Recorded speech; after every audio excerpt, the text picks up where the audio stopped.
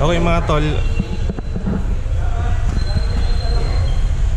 so ngayong araw mga tol, available lang nga rin dito itong Honda PCX 160 na CBS version. So dito to sa Royce Motorcycles sa Burgos, Cabanatuan City So ayan, so dito tayo ngayon para tignan na itong bagong model ng PCX 160. So unahin natin itong CBS, tapos next natin yung Honda Road Sync So available color is itong white, napakaganda nito lalo na kung makikita nyo sa personal Tapos available sa kanilang yung metallic black kung di ako nagkakamali, matte gun powder black metallic yung color nung available nilang Road Sync. So dito muna tayo sa CBS. So tignan lang natin yung mga nabagong, so yung mga napalitan o yung nabagong itsura nya. So iniisa-isahin lang natin yung bawat detalye nya Siyempre alamin na rin natin kung magkano yung presyo nito ngayon dito. So tara, samahan nyo. So mula nga dito mga tol sa wind visor nya, so hindi pa rin siya adjustable Tapos meron tayong decals dito na Honda. So maganda naman yung pinaka visor nya, tingnan natin. So parang siya na smoke finish. So talagang malaki, tapos nandito pa rin yung pinaka itsura nya yung previous model, pero ang talagang nabago rito itong pinaka headlight natin. So makikita nyo naka-split design siya, pero buo yung pinaka lens nya. Tapos ito yung pinaka daytime running lights natin, and dito nakapwesto yung mga turn signals. Ayan, dito. So maganda rito mga tol, LED pa rin yung ginamit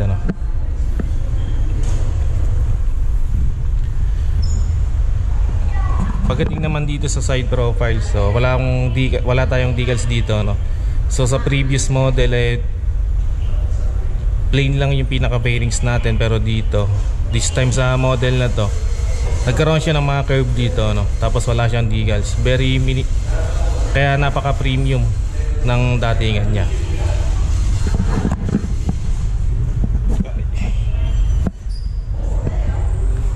Tapos dito sa side profile sa bandang likod, so meron tayong emblem dito ng PCX 160 na silver na naka-emboss, kaya very premium ng looks.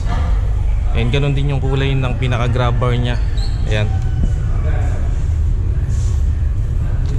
So napakaganda, lalo na kung makikita nyo sa personal glossy yung finish ng paint natin dito. Tapos sa taillight naman, so nabago rin yung design nya pero konti lang, di naman siya ganun ka. Tapos ang maganda rito, LED yung ginamit, kasi ito yung turn signals natin. Tapos integrated yung design nya wala siyang nakalawit na turn signals dito. Tapos meron siyang emblem o decals dito ng Honda.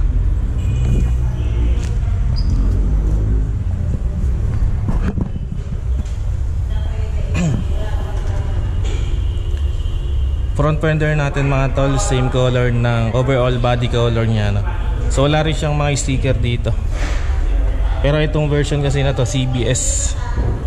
And then sa telescope, sa fork natin o suspension, syempre naka telescopic fork.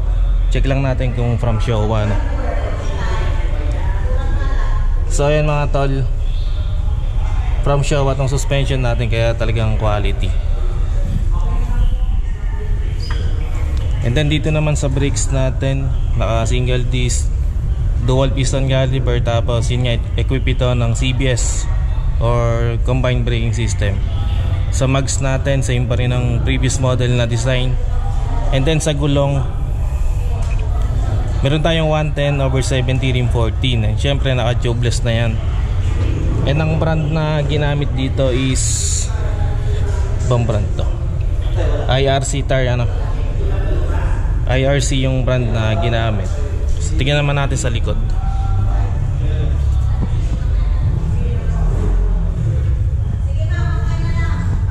Rear tire natin mga tol, naka 130/70 rim 13. And then sa suspension, naka dual shock absorber tayo. Tapos sa brakes natin, syempre naka disc brake. Ayan. And meron siyang single piston caliper.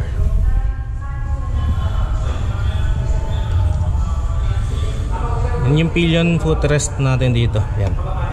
So malapad siya, no? Kaya talagang napaka-relax tungtungan nito. And hindi rin na-compromise yung design niya, no? Kasi kapag tiniklop natin, nakalapat lang siya dito sa gilid, kaya hindi rin nakakasagabal. Yan ang maganda rito, alloy yung ginamit.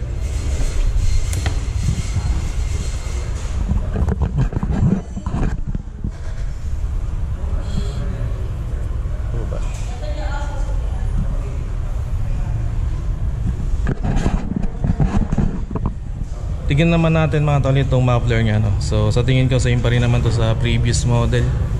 So makapal yung plastic ng heat cover o heat guard. Tapos yung pinaka tip nya is silver, pero plastic din yung ginamit. And dito sa pinakatungtungan ng pinaka rider natin, so meron siyang naka-engrave dito na PCX. Ayan. So medyo malaki rin siya, ano yan, tungtungan natin. Tapos pwede rin natin i-abante yung paa natin doon para kung sakaling mag long ride hindi ka agad makangalay, ano. Relax pa rin yung riding position natin dito.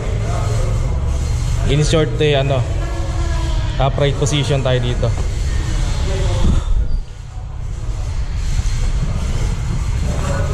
And yung sinasabi ko nga kanina, no, yung side profile natin dito sa harap, so marami na siyang curve dito, no, unlike din sa previous model is plain lang siya na gano'n.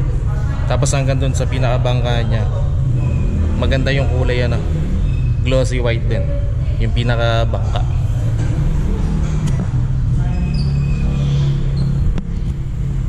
Yan ang isa sa nabago mga tol, itong cover dito sa handlebar, no. Sa previous model kasi naka naked handlebar tayo, and dito naman meron siyang cover and talagang napaka premium. Tapos meron tayong emblem dito ng Honda. And then syempre sa pinaka panel natin, so not activated kasi para makita sana natin yung ganda ng instrument panel natin, ano. So itong CBS version, naka fully digital meter panel tayo dito. Tapos meron tayong button na select and set. So medyo malaki rin siya, ano. Ayan.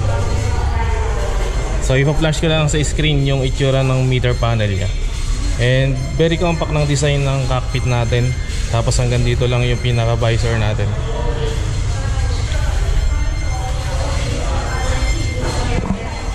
So ayan na yung itsura ng pinaka cover nya, yung pinaka handlebar natin. Tapos sa mga button meron tayong idling stop, hazard, tapos yung electric push start.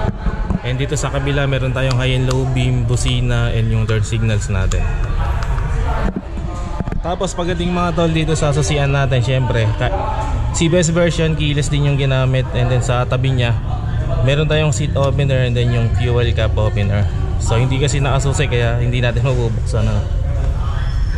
Tapos ito yung secret passage ng physical key nya sa pagkakaalam ko, no, kung di ako nagkakamali. Dito siya nakalagay. And then dito naman yung cover natin. Try natin buksan. Yan, ipupush lang siya para magbukas. And then medyo malaki rin, malalim. Tapos meron tayong USB charging port dito na type C.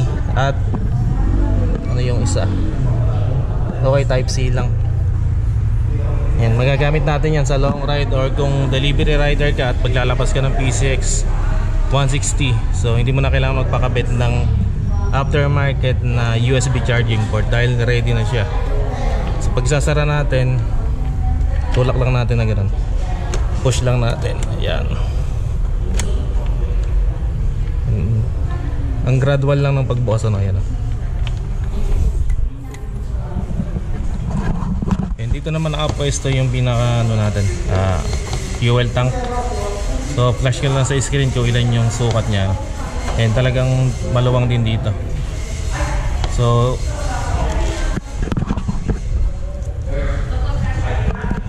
check natin naman yung upuan niya.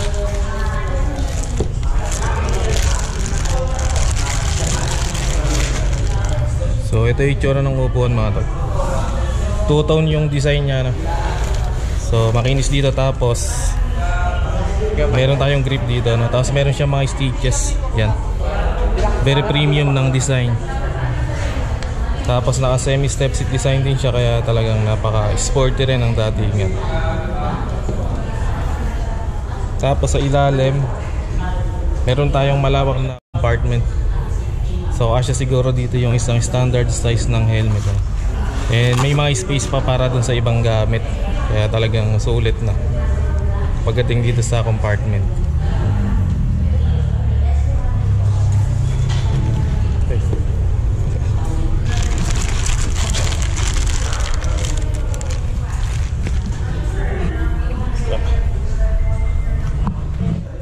Okay mga tol, yan ang Honda PCX 116 na 2025 CBS version